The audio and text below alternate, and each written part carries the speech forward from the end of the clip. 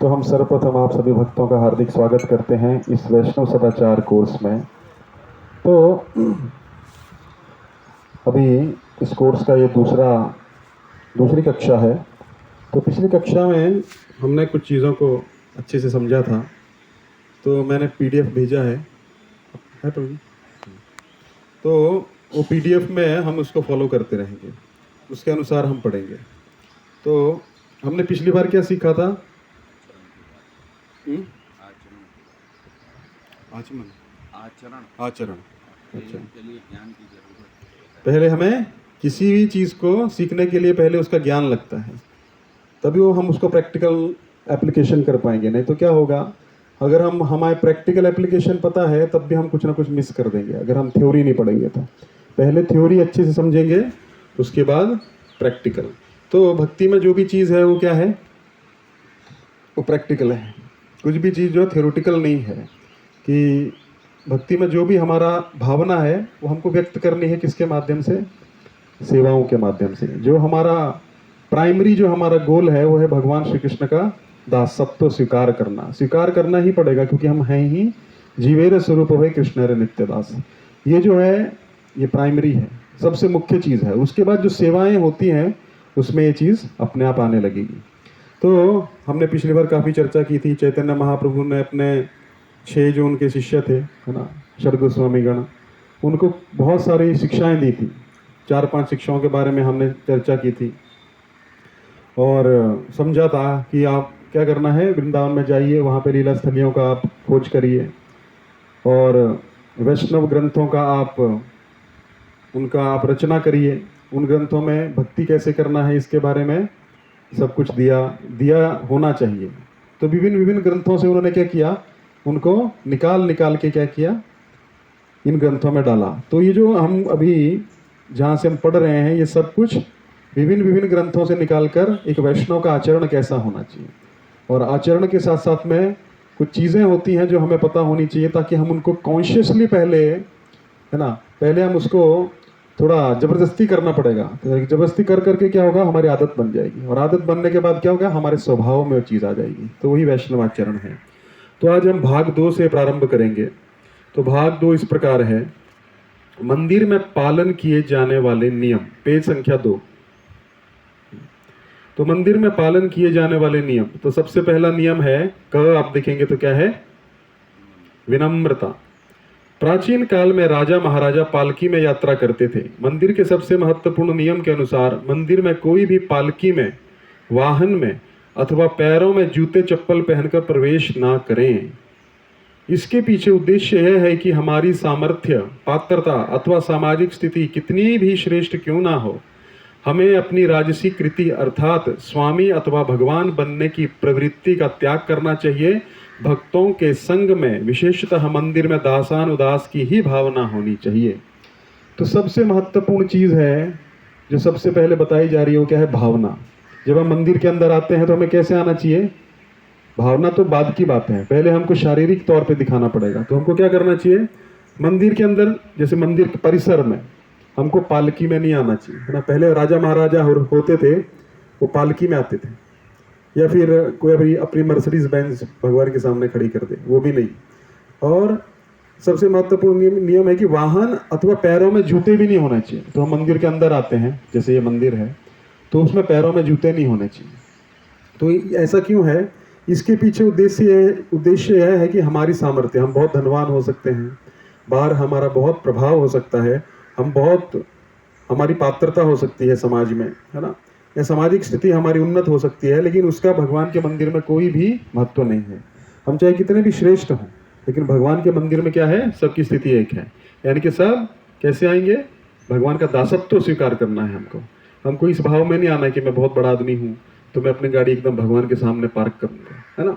इस प्रकार का उद्देश्य नहीं होना चाहिए, क्योंकि भगवान के मंदिर में सब लोग समान हैं। अच्छा, तो ये तो आप समझ गए कि स्वामी अथवा भगवान बनने की प्रवृत्ति का त्याग करना ही पहला लक्षण है वैष्णव का। और भक्तों के संग में विशेषतः मंदिर में दासानुदास की ही भावना होनी चाहिए। मंदिर में ऐसा नहीं है कि मैं बहुत बड़ा अधिकारी हूँ, या मंदिर में, है ना, जो भी हमारे मन में धारणाएं होती हैं कि हमारे में पात्रता है, कोई भी पात्रता हो सकती है, हमें अपनी शिक्षा का कुछ घमंड हो सकता है, अपनी शरीर का कुछ घमंड हो सकता है, अपनी सुंदरता का घमंड हो सकता है। तो घमंड को, सबको, अहंकार को छोड़कर हमको भगवान की सेवा में किस भाव में आना है? दासानुदास की ही भावना होनी चाहिए। तो जब हम मंदिर में सेवा करने आते हैं तो ऐसा नहीं होना चाहिए मैं ये स्पेसिफिक सेवा करूंगा। होता है, ठीक है, हमारे स्वभाव के अनुसार, लेकिन कभी कभी कुछ चीज़ें हैं जो इमरजेंसी में हमें करनी पड़ सकती हैं, है ना। तो हमको ऐसे नहीं सोचना चाहिए कि हमारी सेवा नहीं, नहीं, हमको दासानुदास, क्योंकि दास की कोई, दास मतलब कोई कैटेगरी नहीं होती है। दास मतलब भगवान की सेवा के लिए जो चीज़ भगवान को प्रसन्न करेगी, है ना। अभी हम देखते हैं कि यहाँ पे कचरा पड़ा हुआ है तो हम सोचेंगे अरे मैं क्यों उठाऊं, ये मेरा सेवा थोड़े है। लेकिन भगवान के सामने कचरा पड़ा हुआ तो हमें ऐसे नहीं सोचना चाहिए कि वो उठाएगा, वो नहीं। दासान, इससे भगवान प्रसन्न होंगे, क्योंकि मेन फोकस क्या है? भगवान की प्रसन्नता, है ना। जैसे आपका पुत्र है या बच्चा है, मान लीजिए वो गंदगी में पड़ा हुआ है, आप क्या सोचेंगे? छोड़ो, ये तो इसकी मम्मी उठा लेगी, नहीं, है ना। हम क्या करेंगे? जाएंगे, क्योंकि वो बच्चा जो है प्रसन्न होना चाहिए, तो हम क्या करेंगे? उसका सफाई कर देंगे। तो इसीलिए मंदिर में जब भी हम आते हैं तो हमें ये होना चाहिए कि क्या सेवा हम कर सकते हैं, ऐसा नहीं कि कौन हमारी सेवा करेगा। सबसे प्रमुख भाव मंदिर में आने का यही होना चाहिए कि हाँ, जैसे प्रभुपाद जी पहली बार अपने गुरु महाराज से मिले, तो प्रभुपाद जी ने जब भी पहली बार तो इंटरेक्शन हुआ तो प्रभुपाद जी को, जो भक्ति सिद्धांत सरस्वती ठाकुर थे, उन्होंने आदेश दिया कि आप तो शिक्षित युवक हैं, तो आप इस चैतन्य महाप्रभु के संदेश का, कृष्ण के संदेश का पाश्चात्य जगत में अंग्रेजी में प्रचार क्यों नहीं करते हैं? तो ये आदेश मिला। लेकिन बाद में फिर प्रभुपाद ने बहुत विचार किया, तो जब प्रभुपाद गए तो प्रभुपाद हमेशा यही पूछते थे अपने गुरु महाराज से कि how can I serve you. ऐसे नहीं पूछते थे कि भाई मेरे लिए क्या है यहाँ पे, नहीं, मंदिर में हम मंदिर के लिए क्या कर सकते हैं, है ना। जैसे एक कहावत है, don't ask what country has done for you, है ना, but ask what you have done for country. तो उसी प्रकार जो हम मंदिर में आते हैं तो हमारा क्या होना चाहिए? दासानुदास, किस तरह से, कोई तन से, मन से, धन से, जिस प्रकार भी हो सेवा करनी चाहिए। तो प्रभुपाद ने प्रश्न पूछा, जब भी भक्ति सिद्धांत सरस्वती ठाकुर अपना ये इस जगत में अंतिम लीला में थे, तो उन्होंने लेटर लिखा प्रभुपाद जी ने कि how can I serve you. बल्कि उनको पता था, उनको लगा कि शायद कुछ और इंस्ट्रक्शन आएगा, लेकिन भक्ति सिद्धांत सरस्वती ठाकुर ने उनको वही इंस्ट्रक्शन दिया, वही आदेश दिया जो पहली बार दिया था और हर बार दिया। राधा कुंड पे भी वो पूछे कि मैं क्या सेवा, मैं तो गृहस्थ हूँ, मैं क्या सेवा कर सकता हूँ? तो बोले कि when ever you get money, print books, publish books and distribute. ठीक है, तो ये सेवा। और बाद में जब अंत में रिप्लाई आया अंतिम, तब भी यही लिखा था कि you can transform yourself into a very good English preacher and go to the west and preach in English. तो वही बार बार बार आदेश आ रहा है और प्रभुपाद जी वही पूछ रहे हैं बार बार, how can I serve you. तो उसी प्रकार जब हम मंदिर में आते हैं तो हमको क्या भाव होना चाहिए? दासान उदास। और दास का मतलब ये नहीं कि खाली नाम लगा लिया, नहीं, दास की भावना भी होनी चाहिए, हम मंदिर के लिए क्या कर सकते हैं। तो इस प्रकार की अगर हमारे मन में भावना होगी तो विनम्रता अपने आप आएगी, क्योंकि विनम्रता उसे ही कहा जाता है ना। तो होता है बहुत बार हमारे मन में भी, लेकिन हम बार बार इन चीज़ों को सीखते रहेंगे, सुनते रहेंगे, तो क्या करेंगे? हमको पता लगता रहेगा हमको किस डायरेक्शन में जाना। नहीं तो क्या होगा? हम डायरेक्शन लेस हो जाएंगे। जैसे समुद्र के बीच में कोई जहाज चल रहा है, अभी तो बहुत सारी नेविगेशन टेक्निक्स हैं, तो पहले ऐसा नहीं होता था। पहले वो लोग कैसे चलते थे? रात को क्या पता लगेगा? दिन में तो चलो सूर्य दिख रहा है, कुछ डायरेक्शन दिख रहा है, लेकिन रात को पता नहीं चलता कि कहाँ से कहाँ पहुँच गए। तो डायरेक्शन चल रहा है तो कैसे पता लगता था? वो लोग पोल स्टार देखते थे, ध्रुव तारा जो है ना, तो ध्रुव तारे के डायरेक्शन से पता लगाते थे। वो पोल स्टार का अर्थ क्या है कि उत्तर दिशा उस तरफ है, तो उत्तर दिशा का उनको पता लगेगा, तो पता लगेगा ये उत्तर है, ये पूर्व है, ये पश्चिम है, दक्षिण है। तो पोल स्टार जो था उनका डायरेक्शन था। तो उसी प्रकार भक्ति में हम आ जाते हैं, जैसे हमने पिछली बार भी चर्चा की थी, लेकिन आके उद्देश्य भूल जाते हैं। सबके साथ होता है, ऐसा नहीं है, वो नेचुरल चीज़ है, प्राकृतिक है। ऐसा नहीं है कि ये फॉरगेटफुलनेस जो है जीव की, ये स्वाभाविक स्थिति है। स्वाभाविक तो नहीं है, लेकिन हमने बना ली है बद्धावस्था में, तो हम भूल जाते हैं। तो हमको क्या करना है? Pole star. भक्ति सिद्धांत सरस्वती ठाकुर बोलते थे, तृणादपि सुनीचे न तरोरपि सहिष्णु नामानि नामान देना कीर्तनीय सदाहरि। ये पोल स्टार है हमारा। अगर हम यहाँ से भटक गए तो क्या होगा? हमारी कश्ती तो चल रही है, लेकिन पता नहीं कहाँ की कहाँ पहुँच जाएगी, है ना।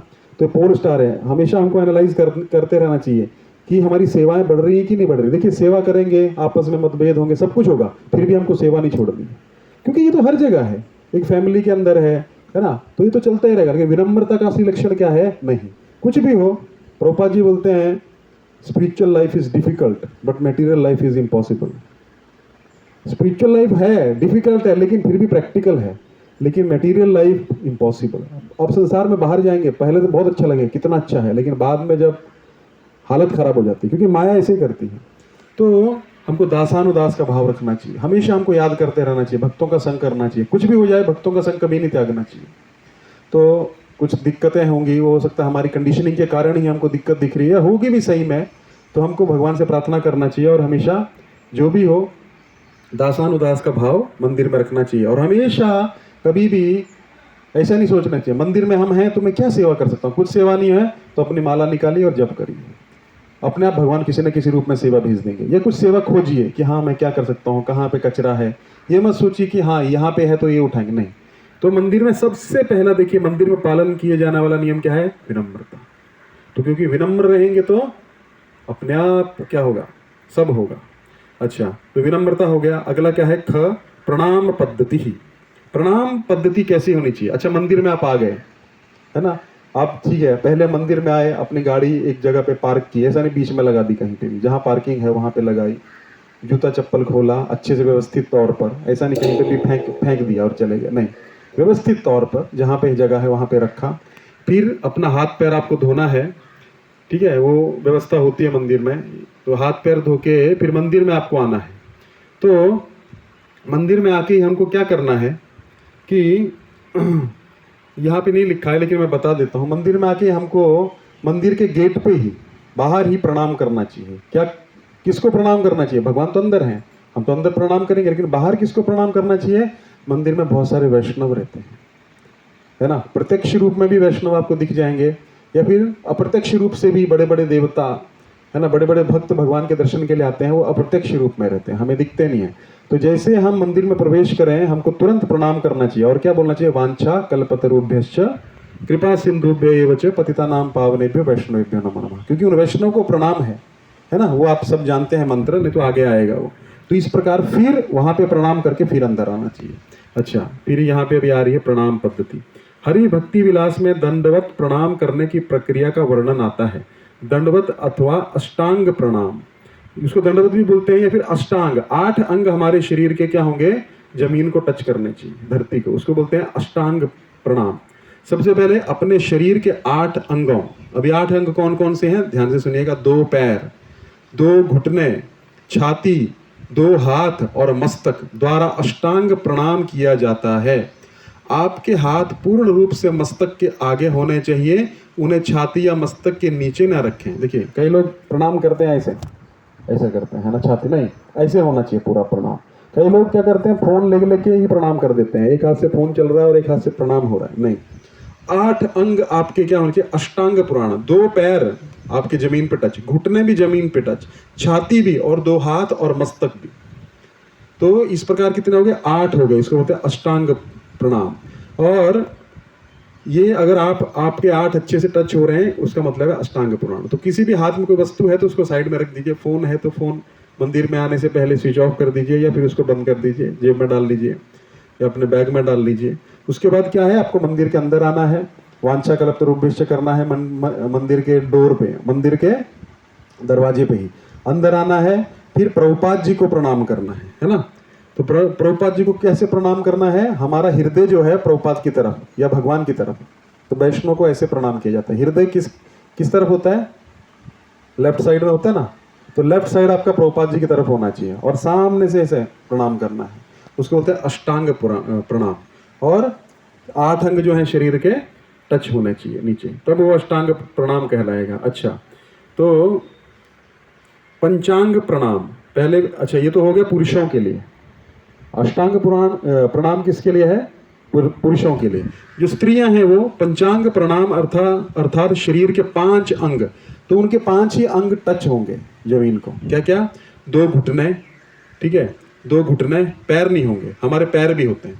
2 घुटने, 2 हाथ और मस्तक द्वारा प्रणाम, तो 5 हो गए। 2 घुटने, 2 हाथ 4 और 1 मस्तक 5, उसको पंचांग प्रणाम बोलते हैं। तो वो स्त्रियों के लिए है। दंडवत करते समय पहले गुरु, अच्छा ये तो हो गया। अभी आप पूछेंगे प्रभु जी उनको अष्टांग प्रणाम क्यों नहीं है? क्योंकि ऐसा कहा गया है शास्त्र में कि जब भी हम भोजन जो है बिना आसन के लेते हैं, है ना, या जप बिना आसन के करते हैं, या कोई कुछ भी करते हैं, तो और स्त्री का वक्षस्थल अगर जमीन पर टच हो जाए तो जमीन को बहुत भार होता है, बहुत भार होता है, तो इसलिए वो वर्जित है उसको टच करना। तो इसलिए पंचांग प्रणाम है। तो खाते समय भी आसन लीजिए और जप करते समय भी आसन लेना चाहिए। और इसको बहुत सारे और भी लॉजिक्स हैं कि क्या बोलते हैं उसको, अर्थिंग, है ना, अर्थिंग वाला लॉजिक है। तो ऐसे बहुत सारे लॉजिक है, लेकिन शास्त्र में ये ऐसा बताया गया कि पृथ्वी को बहुत भार होता है, तो हमको उससे बचना चाहिए। और स्त्रियों को वक्ष स्थल को नीचे टच नहीं करना चाहिए। ठीक है, तो कितने हो गए, 5 हो गए। जैसे पंचांग प्रणाम, दंडवत करते समय पहले गुरु प्रणाम मंत्र, शिला प्रभुपाद प्रणति एवं तत्पश्चात वेदी पर उपस्थित भगवान के लिए प्रणाम मंत्र को उच्चारण करें।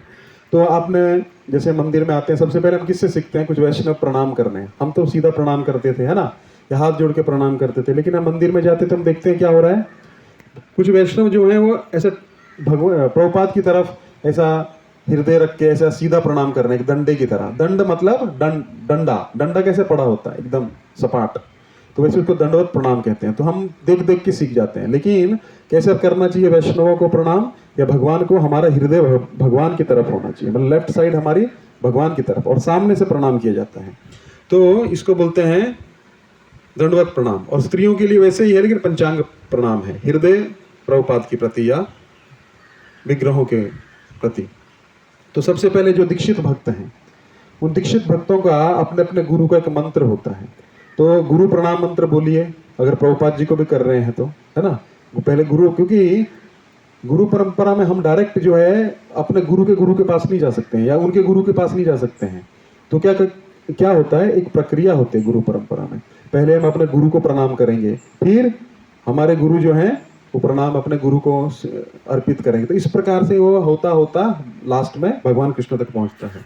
तो इसी प्रकार हम पहले अपने गुरु का प्रणाम मंत्र कहेंगे, उसके बाद शिल प्रभुपाद प्रणति। शिल प्रभुपाद का जो प्रणाम मंत्र है वो इस्कॉन में हर जगह बोला जाता है, वो कॉमन है। तो हमारे गुरु जी अलग अलग हो सकते हैं, उनका प्रणाम मंत्र अलग हो सकता है, लेकिन प्रभुपाद का प्रणाम मंत्र, और जिनकी दीक्षा नहीं हुई वो डायरेक्ट आके प्रभुपाद जी को प्रणाम मंत्र कहेंगे, प्रभुपाद जी का पूरा दंडवत करके। नमो विष्णुपादाय कृष्ण पृष्ठाय भूतले श्रीमते भक्ति वेदांत स्वामीन इति नामिने नमस्ते सरस्वती देवे गौरवाणी प्रचारिणे निर्विशेष शून्यवादी पाश्चात्य देश तारिणे। अच्छा, जिसकी दीक्षा हुई हो इससे पहले अपने गुरु का मंत्र, फिर शिला प्रभुपाद प्रणति करेगा, फिर उठ के प्रभुपाद जी को प्रणाम करके, ठीक है, फिर जो भी प्रार्थना करना है प्रभुपाद जी को, हम ग्रेटफुल होने चाहिए, कृतज्ञ होने चाहिए कि प्रभुपाद की कृपा से हम मंदिर आ रहे हैं, उनकी कृपा से मंदिर हैं। अपने गुरु के प्रति हमारे मन में कृतज्ञता होनी चाहिए, है ना, शरणागति की भावना होनी चाहिए। तो फिर उनको प्रणाम करने के बाद फिर हमको कहाँ जाना है, भगवान की तरफ जाना है। अभी मान लीजिए अभी तो हमारे इधर जगन्नाथ बलदेव सुभद्रा ही है, तो एक ही प्रणाम करना है। लेकिन मान लीजिए 3 ऑल्टर हैं, बहुत सारे मंदिर हैं, तो कहाँ जाना है, जो सबसे लेफ्ट साइड है, जो सबसे लेफ्ट साइड है आपका, वहां से, वहां के ऑल्टर से प्रणाम शुरू करना है आपको। ठीक है, ये फिर अलग अलग तरीके से हो सकता है, बाद में आप जैसे जैसे और ज्ञान प्राप्त करेंगे कि कैसे क्या है ना। तो कैसे विष्णु तत्व भी अलग अलग श्रेणियां रहती हैं, वह बाद में फिर आपको, लेकिन अभी आप लेफ्ट से शुरू कर सकते हैं। तो उपस्थित फिर क्या करना है, वेदी पे उपस्थित, जैसे ऑल्टर में भगवान है उसको ऑल्टर कहा जाता है, वेदी पे उपस्थित भगवान के लिए कि प्रणाम मंत्रों का उच्चारण करें, है ना। जैसे अब यहाँ पे जगन्नाथ बलदेव सुभद्रा हैं, तो इनका प्रणाम मंत्र होगा, उसको याद कर लीजिए। गौर निताई है, गौर निताई का प्रणाम मंत्र याद कर लीजिए, है ना। श्री श्री राधा कृष्ण हैं, उनका प्रणाम मंत्र होगा, वो याद कर लीजिए। और वो बोलना है हमको जब हम दंडवत करेंगे, जैसे प्रभुपाद जी का बोला वैसे उनका प्रणाम मंत्र बोलना है। और वो प्रणाम मंत्र करके फिर आपको उठना है और फिर भगवान का दर्शन करना है।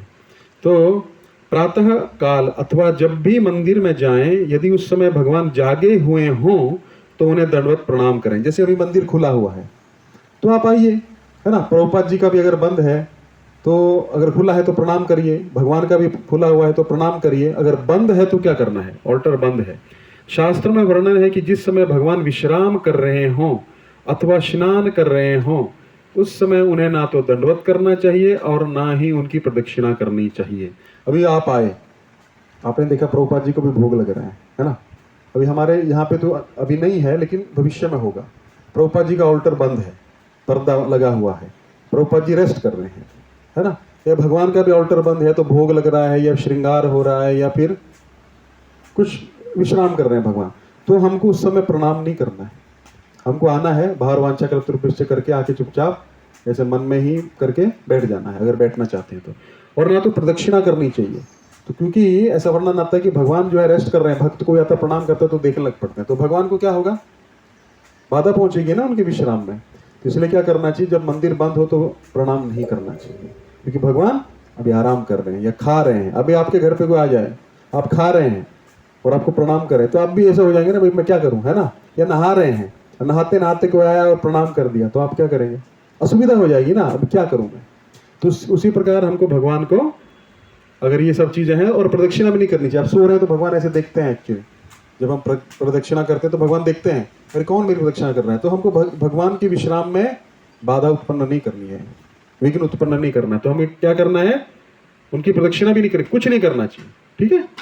अच्छा, चौथा, वेदी यानी कि ऑल्टर जो रहता है जहाँ पे भगवान रहते हैं से थोड़ा सा अंतर रखकर ही दंडवत प्रणाम करें। ऐसा नहीं कि अंदर ही चला गया, अभी तो बाढ़ लगा दिया। पहले बहुत से लोग जो थे अंदर ही चले जाते थे, नहीं, दूर। और ऑल्टर के अंदर कभी भी प्रणाम नहीं करना चाहिए। पुजारी भी अंदर प्रणाम नहीं कर सकता है, उसको भी प्रणाम करना है तो बाहर आके प्रणाम करेगा।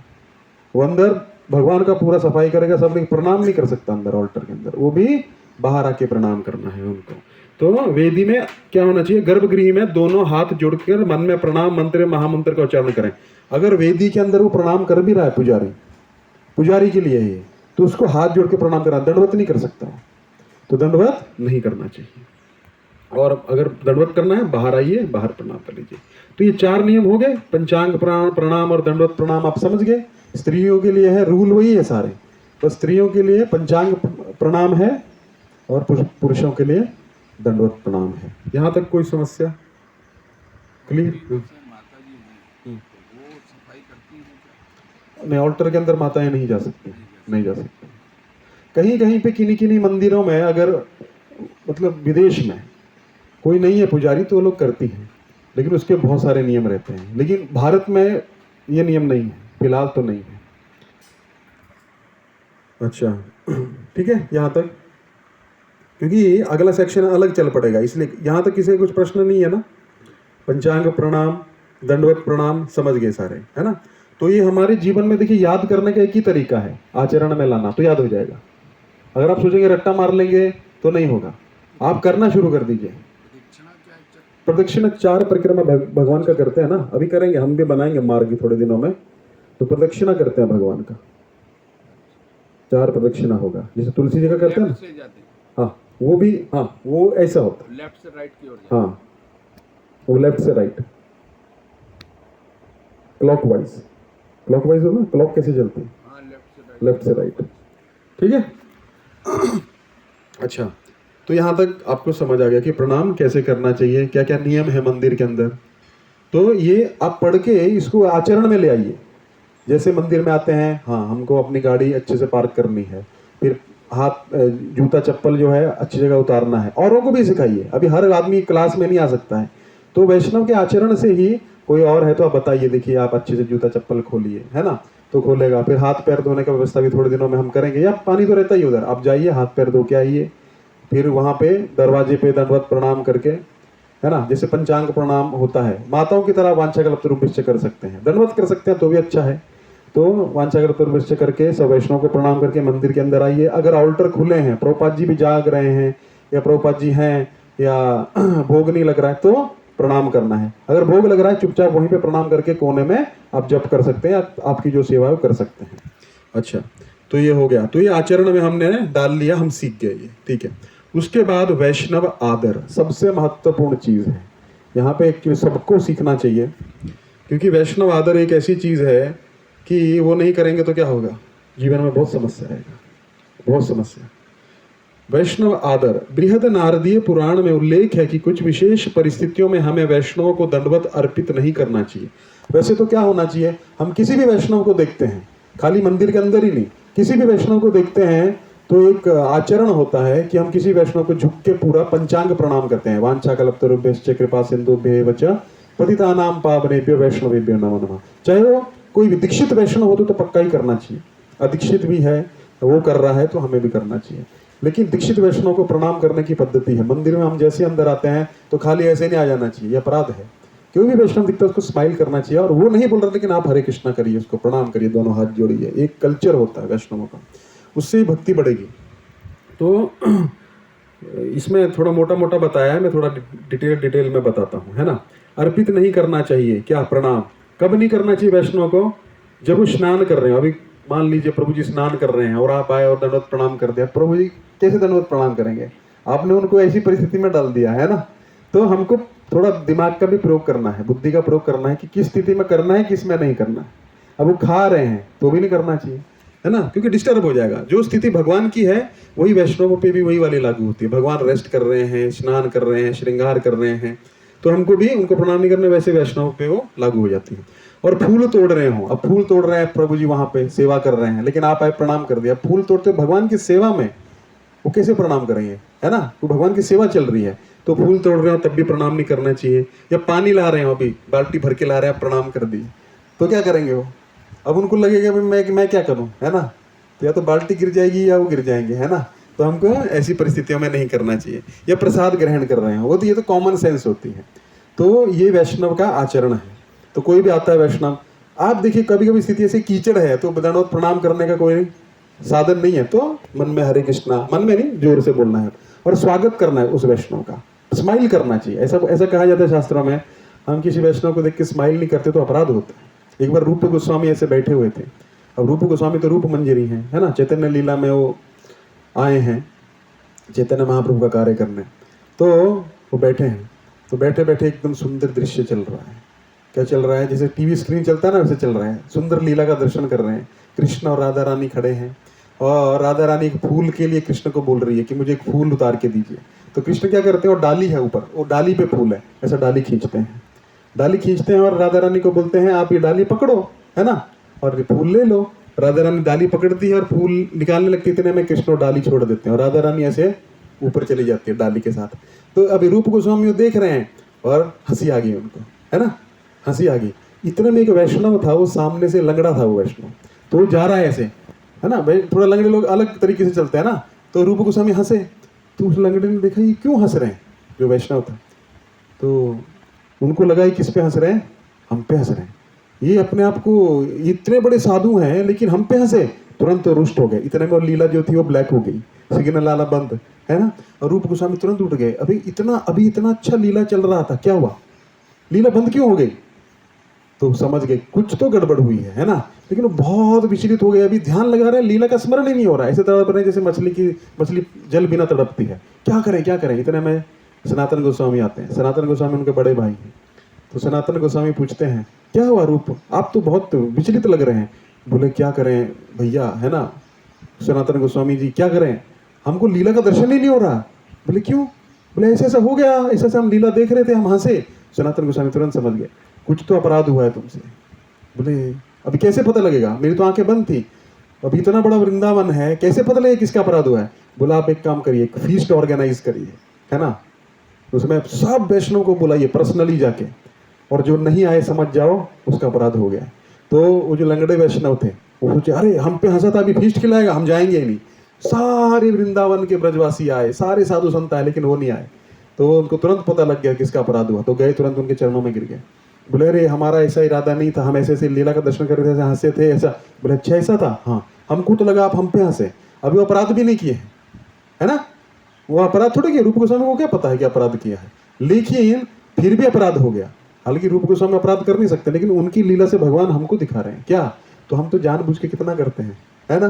कोई स्माइल कर भी रहा है तो हम स्माइल करेंगे नहीं, हमको प्रणाम किया ना, हम करेंगे नहीं, इसको प्लानिंग करके आएंगे। तो क्या होगा, वो लीला तो छोड़ दो, हमारा जप भी बंद हो जाएगा, 16 माला भी रगड़ रगड़ के होगा, मगर समझ जाओ अपराध हो रहा है। तो इसलिए क्या करना चाहिए, चैतन्य चरितमृत पढ़ना चाहिए। वहां देखिए चैतन्य महाप्रभु का क्या डीलिंग है भक्तों के साथ। आप कुछ भी नहीं कर रहे हैं ना, माला भी नहीं कर रहे, लेकिन वैष्णव सेवा कर रहे हैं ना, अब तर जाओगे। वैष्णव में इतनी शक्ति होती है, प्रभुपाद ने इतना को तार दिया, है ना, और वो आगे लोगों को तार रहे हैं। सोचो वैष्णव की पारसमणि के समान है। पारसमणि को आप यहाँ रगड़ोगे तो इसका सोना बना देगी। तो वैष्णव कैसा है, सोना नहीं बनाता है, पारसमणि बना देता है सामने वाले को। कैसे? प्रभुपाद जी ने कितनी पारसमणियां दे दी, है ना, सोना नहीं बनाया, पारसमणि बनाओ, चलती फिरती पारसमणि होगी, जिसको टच कर रहे हैं वो भी पारसमणि बन जा रही है। तो ऐसा चमत्कार केवल वैष्णव ही कर सकता है। तो और वैष्णवों से हम द्वेष करेंगे तो क्या होगा, हमारी अधोगति से कोई नहीं बचा सकता, भगवान भी कुछ नहीं कर सकते हैं। एक ऐसी चीज है, मैं हर बार बोलता हूँ, एक ही व्यक्ति है जो हमारी फ्री विल में आ सकता है, वो भगवान नहीं है। भगवान कभी किसी की फ्री विल में नहीं आती, वो भक्त है। आप नहीं आएंगे तो फोन करेगा, क्या हुआ प्रभु आए नहीं, हाँ प्रभु थोड़ा काम, अरे प्रभु ऐसा मेरा झगड़ा हो गया, अरे प्रभु झगड़ा हो गया, आ जाओ मंदिर में, है ना। तो वो भगवान नहीं आएंगे, जगन्नाथ चल के नहीं आएंगे, भगवान के द्वारा, भक्तों के द्वारा ही वो अरेंज करेंगे। तो जीवन में कुछ भी हो जाए, वैष्णव अपराध मत करिए। कुछ भी हो जाए, पाप हो जाए, भक्ति माला भी छूट जाए, लेकिन एक वैष्णव के प्रति श्रद्धा रखिए, तो आपका काम बन जाएगा तुरंत, भगवान तुरंत तार देंगे। तो क्या है, वैष्णव आदर इतना इंपॉर्टेंट है। ऐसी कठिन परिस्थितियों में हम वैष्णवों को मन में भी प्रणाम अर्पित कर सकते हैं। वैसे तो सामने, प्रभु जी हमने तो आपने बोला था मन में कर दिया, हमने कर दिया, नहीं, सामने से करना है। लेकिन ऐसी परिस्थिति में मन में प्रणाम अर्पित कर दिया कि उनको ट्रबल में नहीं डालना है, तो योग्य परिस्थिति होने पर पूर्ण दंडवत अर्पित करें। दंडवत करिए, पंचांग प्रणाम वांछाकल्पवश करके। देखिए, आप करके देखिए, आप एक नियम बना लीजिए, सब व्यक्तियों को हरे कृष्णा करिए, सब व्यक्तियों को। कोई पहली बार भी आ रहा है, हरे कृष्णा स्माइल करिए, देखिए आपका जब कितना अच्छा होने लग पड़ेगा। मैं गारंटी देता हूँ, नहीं हो रहा तो होने लग पड़ेगा। क्यों? उसके, आप किसको प्रणाम कर रहे हो? वो व्यक्ति को तो कर ही रहे हो, लेकिन उसके हृदय में कौन है? अगर वो व्यक्ति को अच्छा लगा तो किसको अच्छा लगा? कृष्ण को अच्छा लगा। तो इसलिए हमको क्या करना चाहिए? सबको आदर देना चाहिए। आदर एक ऐसी चीज है ना, आप जिसको भी दोगे ना, आपको 10 गुना ज्यादा ही मिलेगा। ये है, बोलते ना, you can not demand respect, you have to command respect. ऐसा कुछ कार्य करिए, सम्मान लिया नहीं जाता, सम्मान दिया जाता है। इसलिए चैतन्य महाप्रभु क्या बोलता है, तृणादपि सुनिचिन तरुरपि सहिष्णुना अमानी ना मान देना, है ना, अमानी ना। हमको मान की कामना नहीं करनी है, तो हमको क्या सोचना है? देखा ना, चैतन्य महाप्रभु बोले तो वो वैष्णव लगा लेंगे अपने आप, ठीक ठीक, मान की कामना नहीं करनी चाहिए, उनको फॉलो करना चाहिए, लेकिन वो हमारे लिए है। सब इंस्ट्रक्शन शास्त्र में हमारे लिए रहता है ना। हम क्या सोचते हैं, वैष्णव अपराध हो गया, लेकिन प्रभु वो तो कितने दयालु वैष्णव है, माफ कर देंगे। वो तो माफ कर देंगे, लेकिन भगवान माफ नहीं करेंगे। ध्रुव महाराज का अपराध किया था किसने? सुरुचि ने। तभी वो भक्त भी नहीं थे अभी, लेकिन बाद में उनके पुत्र की हत्या हुई, उनका पुत्र मर गया। तो क्यों मरा? बाद में प्रश्न पूछा, क्योंकि इसने ध्रुव का अपराध किया था। हम सोचते हैं प्रभु जी ये तो अभी नया नया भक्ति में आ रहा है, दीक्षा भी नहीं हुई, अभी तो 10 दिन हुआ, इसका अपराध कर देंगे तो चलेगा, हम दीक्षित भक्तों को सम्मान देंगे। नहीं, वो जब वो हो सकता है बहुत बड़ा भक्त हो पिछले जन्म का, और आपसे पता नहीं कितना आगे निकल जाएगा वो, तो हम सोचते हैं वो तो भक्त नहीं था ना तभी अपराध किया। नहीं, उसका भी फल है। यानी कि मोटा मोटा समझ लीजिए, सब चीज का फल है जो भी आ रहा है। तो दीक्षित भक्तों का अपमान करेंगे तो क्या होगा, है ना। मतलब ऐसा नहीं सोचना कि श्रेणियां हैं, लेकिन फिर भी हमको यही सोचना कि सब शुद्ध भक्त हैं, मैं ही शुद्ध भक्त नहीं हूँ। ये जो व्यक्ति पहली बार मंदिर में आ रहा है, भले ही वो सफाई कर रहा है, बर्तन धो रहा है, लेकिन पता नहीं वो कल को क्या बन सकता है, क्योंकि इस्कॉन में बहुत बड़ा इतिहास है लोगों का, है ना। जैसे जयानंद प्रभु थे, जयानंद प्रभु कैसे सिंपल वैष्णव थे, इतने सिंपल वैष्णव थे कि उनको मंदिर में कोई भी आता था ना, वो टेम्पल प्रेसिडेंट थे, तो उनको पता क्या समझता था, ये तो ना सफाई वाला है, क्योंकि वो हमेशा झाड़ू भी लगाते रहते थे, कचरा ही उठाते रहते थे। तो कोई भी आता था, सोचता एक बार एक व्यक्ति आए, वो व्यक्ति जो थे उनका वो कचरा, वो झाड़ू लगा रहे थे, उनको कोई पैम्पलेट दिया था, ये मंदिर है, जैसे संडे फीस्ट होता ना हमारा, संडे लव फीस्ट का लेक्चर था। तो दोपहर में 12 बजे का टाइम तो आए मंदिर में, देखा एक ही आदमी है, वो जरा जल्दी आ गए, 10 बजे करीब, वो झाड़ू लगा रहा है। उनको लगा ये गार्बेज वाला आदमी है, झाड़ू वाला होता है ना किसी भी, झाड़ू वाले को बुलाया, बोले अरे भाई इधर एक लेक्चर है। बोला हाँ है। बोला कितने बजे है? बोले 12 बजे भी टाइम है, आप थोड़ा सेवा करेंगे? बोले हाँ करेंगे। तो उस टाइम रथ यात्रा का भी टाइम था, तो रथ के नीचे भी वो थोड़ा मैकेनिक थे, तो थोड़ा कर रहे थे, चक्का वक्का सेट कर रहे थे, तो उनको रथ के नीचे घुस गए और उनको घुसा दिया, जो नया आदमी आया था, तो बनाने लग पड़े। तो उनसे प्रश्न पूछ रहे हैं, अरे मैंने आपका देखा ऐसा, मैंने एक पुस्तक पढ़ा आपके स्वामी का, उसमें है हाँ हम शरीर नहीं हम आत्मा है, ठक ठक ठक ठक, है ना, आप ये थोड़ा ये देखो, ये पेज कसो, ये करो, ग्रीस लगाओ, ये करो, तो ये चलता रह रहा है। तो करते करते करते करते क्या हुआ, 2 घंटा उनको प्रचार किया, और सेवा भी चल रहा, उनको भी लगा दिया। 2 घंटे बाद वो आदमी पता क्या सोचा, अरे जब यहाँ का झाड़ू वाला इतना ज्ञानी है, तो प्रेसिडेंट कितना ज्ञानी रहेगा, है ना। मतलब झाड़ू वाले को इतना ज्ञान है, वो इतना सिंपल है, कोई ईगो नहीं है इसमें, है ना। तो बाद में जब वो लेक्चर चालू हुआ, तो पता लगा, बोला ये आपका गार्बेज, बोले गार्बेज वाला नहीं है, ये हमारा टेम्पल प्रेसिडेंट है। बोले क्या बात कर रहे हो? तो उनको इतना प्रभावित किया, और बोले कि आपने तो उनको जयानंद प्रभु को बोले, आपने तो बहुत अच्छा रथ बनाया सब भक्त। बोले मैंने कहाँ बनाया, ये जो भक्त है ना, इन्होंने कितना सहायता किया। तो आदमी को पहली बार लग रहा है, अरे मैं तो पहली बार आया, और इतना ये विनम्र व्यक्ति है कि सारा क्रेडिट भी मुझे दे दिया, मैं तो कुछ किया ही नहीं, जो जो बताया मैं थोड़ा बहुत पेच लगाया, बस हो गया। तो उनको इतना प्रभावित किया कि ऐसा स्थान कोई नहीं है, मुझे यहाँ ज्वाइन करना चाहिए। तो व्यक्ति कोई और नहीं था, कौन थे? जयप्रताप महाराज, है ना। अब सोचिए, वो इतने प्रभावित हो गए, जयप्रदा का महाराज आप देखिए कितने बड़े फिगर हैं, है ना, तो उतने प्रभावित हो गए। तो ऐसा क्या होता है, हम आचरण से, देखिए कोई लेक्चर से भक्त नहीं बनता है, कोई गीता सुन के भागवत तो ठीक है अच्छा लग सकता है, ज्ञान तक जाएगा, लेकिन व्यक्ति आचरण देख के भक्त बनता है। अरे इतना है, इतना ज्ञान प्राप्त किया है, सब कुछ छोड़ छाड़ के प्रभु जी यहाँ पे इतना सेवा कर रहे हैं, है ना, कितने महान व्यक्ति होंगे। बाहर कितना कंपटीशन है, थोड़ा सा कोई 10 भी पड़ जाता है, 12 पड़ जाता है, थोड़ा नौक लग जाता है तो उसकी एंठनी अलग हो जाती है ना। तो विनम्रता से, तो क्या था, हम क्या समझ रहे थे कि वैष्णव को आदर देना सबसे महत्वपूर्ण चीज है, और वहीं पे हम लैकिंग करते हैं। हम जब भी करने का प्रयास करते हैं, 64 माला करने की कोशिश करते हैं, लेकिन सेवा और वैष्णव आदर, ये 2 चीज आप करेंगे ना, आपका सब कुछ अपने आप होने लग पड़ा। भगवान चलाएंगे फिर आपकी भक्ति। अभी तो आप खींच रहे हो ना, अभी हमारे हाथ में, हमको लगता है हम 16 माला कर रहे हैं, अभी हमको लग रहा है, बाद में जैसे ऐसा ट्रैक पे पड़ेगी कि अपने आप सब कुछ होने लगेगा। तो 2 चीज अपने जीवन में हमको उतारनी है। और हाँ, और जो दीक्षा लिए हैं उनके लिए भी महत्वपूर्ण है, जो दीक्षा लेना चाहते हैं उनके लिए तो बहुत महत्वपूर्ण है कि हमारा एटीट्यूड क्या होना चाहिए। इसलिए ये जो कोर्स है ये सबके लिए कंपलसरी होना चाहिए, क्योंकि हम पहले सीखते हैं। कोई अभी बैट उठा के चला जाए और मैच चल रहा है, बोले अरे मैं प्रैक्टिस करने आया, होगा? तो दीक्षा के बाद थोड़ी सीखी जाती है चीजें, पहले सीखी जाती हैं। और पहले हमारा वो मूड रहेगा तो हम तुरंत प्रगति कर जाएंगे, लेकिन चलो दीक्षा के पहले भी नहीं सीखी, लेकिन सीखना चाहिए। तो हमारा एटीट्यूड क्या होना चाहिए। तो यहाँ तक आप समझ गए वैष्णव आदर, तो वैष्णव में बहुत जरूरी है। अच्छा, जो चीजें मैंने बताई वो फिर से रिपीट हो रही है। मंदिर में प्रणाम कैसे करना चाहिए। मंदिर में प्रवेश करने के बाद सबसे पहले निम्नलिखित प्रार्थना करते हुए उपस्थित वैष्णव को पंचांग 5 अंगों सहित प्रणाम अर्पण करना चाहिए। जैसे आप मंदिर के अंदर आए, मान लीजिए वहां आए, तो द्वार पे ही हमको क्या करना चाहिए, पंचांग प्रणाम। तो वहां पे दंडवत नहीं करेंगे तब भी चलेगा। तो जैसे माताएं प्रणाम करती हैं वैसे पुरुष भी प्रणाम कर सकते हैं।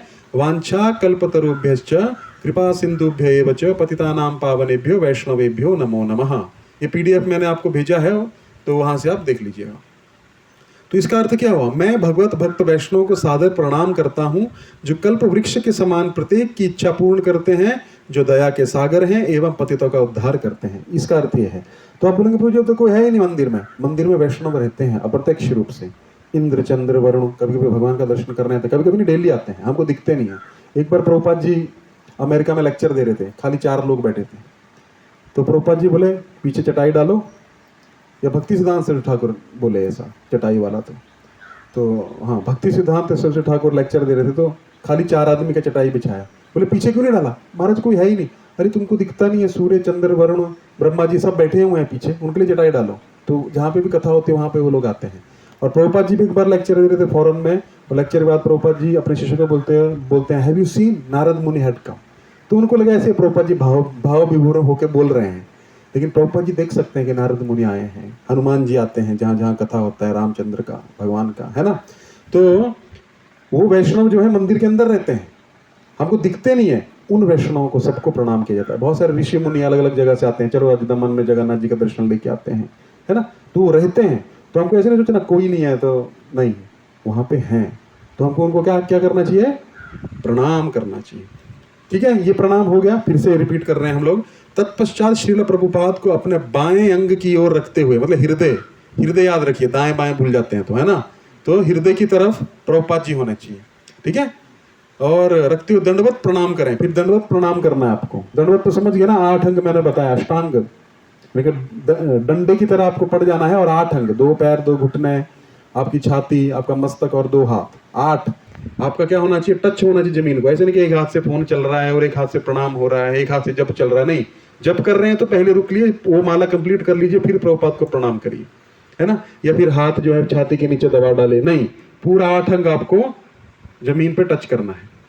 उसके बाद अगर आपके गुरुदेव हैं, दीक्षा हो गई है, या जिनको आप दीक्षा नहीं भी हुई है और जिनको आप गुरु स्वीकार कर चुके हैं, उनका प्रणाम मंत्र भी आप बोल सकते हैं। फिर प्रभुपाद जी का प्रणाम मंत्र क्या है, प्रभुपाद जी का नमो विष्णुपादाय कृष्ण पृष्ठाय भूतले श्रीमते भक्ति वेदांत स्वामी नीति नामिने नमस्ते सरस्वती देवे गौरवाणी प्रचारिणे निर्विशेष शून्यवादी पाश्चात्य देशतारिणे।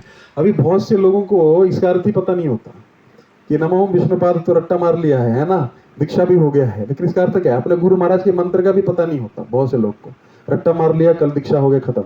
अरे वो मंत्र पे फोकस करना है आपको, अपने गुरु की लीला का स्मरण करना है। वो लीला है आपके गुरु जी का, सेवा क्या है आपके गुरु जी का, है कि नहीं? तो सेवा है। अभी देखिए कोई भी चीज जो है वो पर्सनल है भक्ति में, ऐसा नहीं कि हो गया बस प्रभु जी खत्म। अरे उस पर फोकस करना है आपको, मन लगाना है उस पर, मंत्र पे कि नमो विष्णुपादाय कृष्ण पृष्ठाय भूतले। इसका मतलब हुआ कि मैं उनको प्रणाम करता हूँ जो कौन है, विष्णुपादाय, जिनके मति हमेशा विष्णु के चरणों में लगी रहती है। कृष्ण पृष्ठाय, जो कृष्ण के प्रिय हैं, है ना, कृष्ण पृष्ठाय भूतले। और उन्होंने क्या किया है इस संसार में, श्रीमते भक्ति वेदांत स्वामी नितिना, मैं कृष्ण कृपा मूर्ति ऐसी भक्ति वेदांत स्वामी प्रभुपाद जी को सादर प्रणाम करता हूं, जो भगवान श्री कृष्ण के चरण कमलों का आश्रय लेने के कारण भगवान को अत्यंत प्रिय है। ऐसा सोचना भी है ना। मंत्र करते करते पूरा मन होना चाहिए मंदिर में, जो आप कर रहे हैं कॉन्शियस होने चाहिए, नहीं तो कृष्ण कॉन्शियस नहीं हो पाएंगे, ये इससे कृष्ण कॉन्शियस होंगे। अच्छा, हे गुरु महाराज श्रील प्रभुपाद, हमारा सादर प्रणाम स्वीकार करें। नमस्ते सारस्वती देवे गौरवाणी प्रचारिणे। तो आप श्रील भक्ति सिद्धांत सरस्वती गोस्वामी के प्रिय सेवक हैं, उनके गुरु का स्मरण कर रहे हैं और उनसे उनको जोड़ रहे हैं, है ना, कि नमस्ते सारस्वती है, सरस्वती देवी नहीं है, ठीक है, कई लोग सोचते हैं सरस्वती देवी है, सारस्वती, सरस्वती मतलब सारस्वती, उनके शिष्य सारस्वती, जैसे सारस्वत होते हैं, है ना, जैसे अब समझे ना, सूर्य के उपासक को क्या बोलते हैं, बोलते हैं सौर, ऐसा कुछ बोलते हैं ना।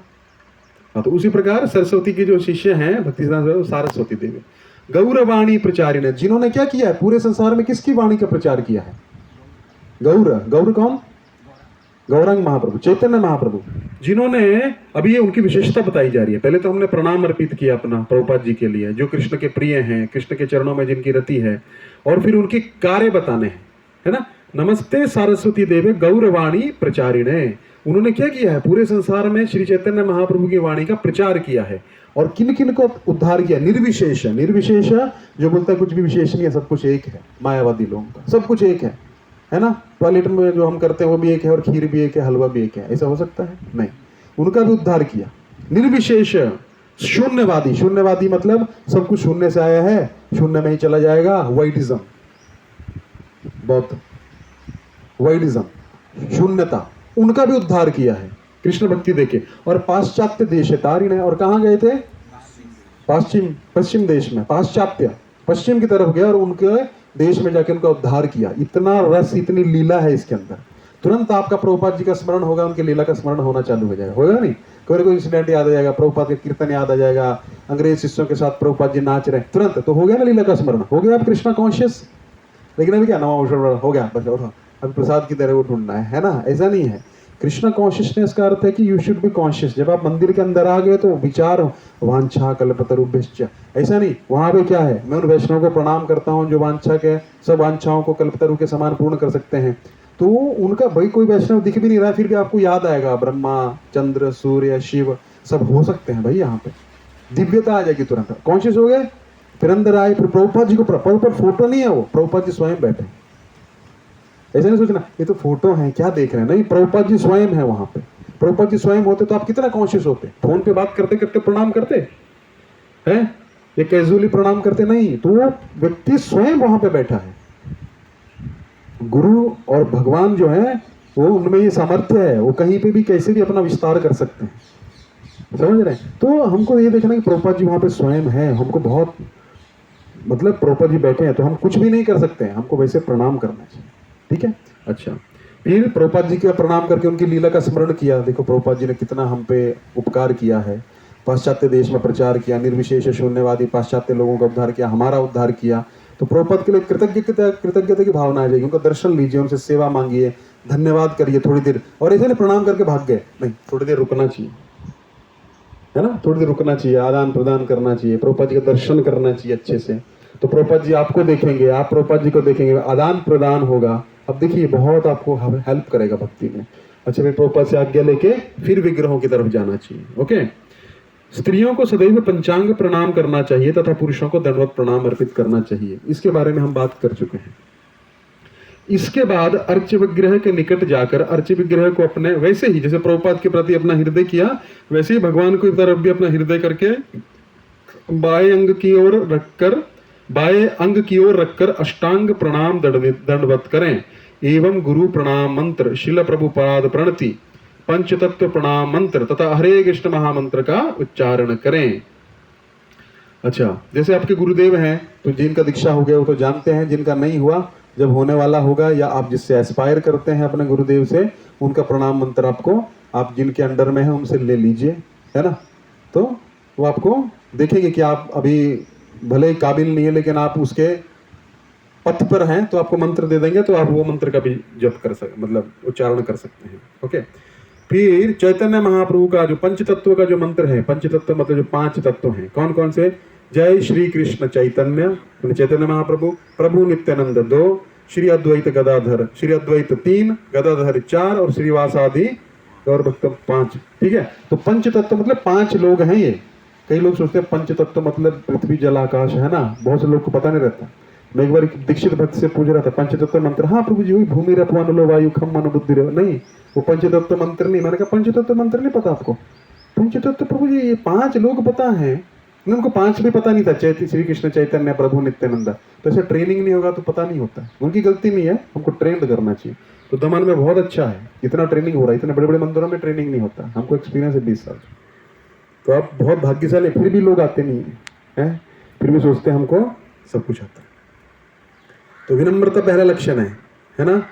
जब विनम्र रहेंगे तो ही सीख पाएंगे, नहीं तो नहीं सीख पाएंगे, कभी नहीं सीख पाएंगे।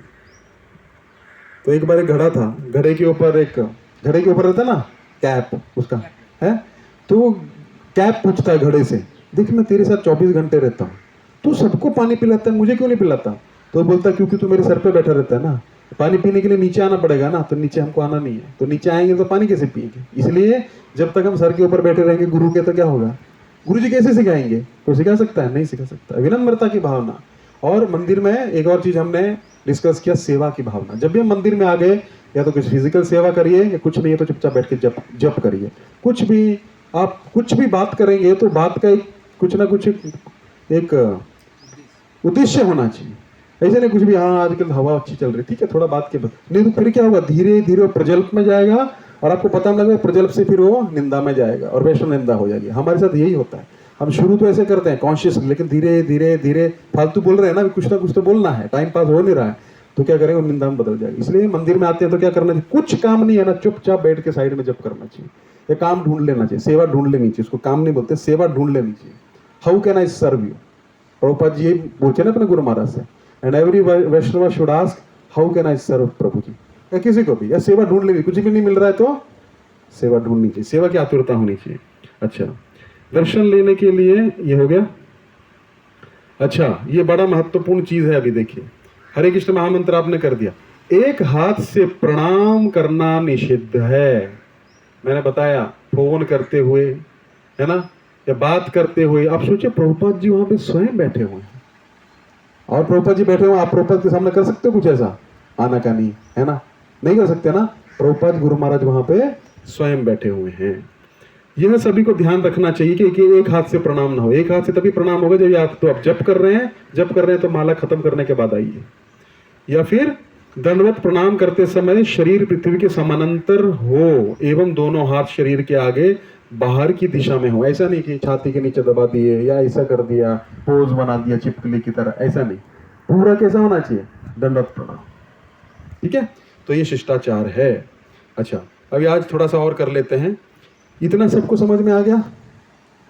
ओके। ये हाथ ये होनी चाहिए, प्रणाम करते समय ऐसे होना चाहिए, मतलब नीचे, हाँ जमीन पे टच होना चाहिए। 8 अंग अष्टांग, तो 8 है, हाँ ये कंधा हो गया, नहीं कंधा नहीं, छाती आ जाती है, सीना हो गया, हाँ, और ये हाथ आगे आएंगे, 2 पैर 2 घुटने, सीधे आने चाहिए, 2 पैर 2 घुटने, हाँ सीधे सीधे सीधे मतलब सीधे, ये जमीन पे ऐसे टच होने चाहिए।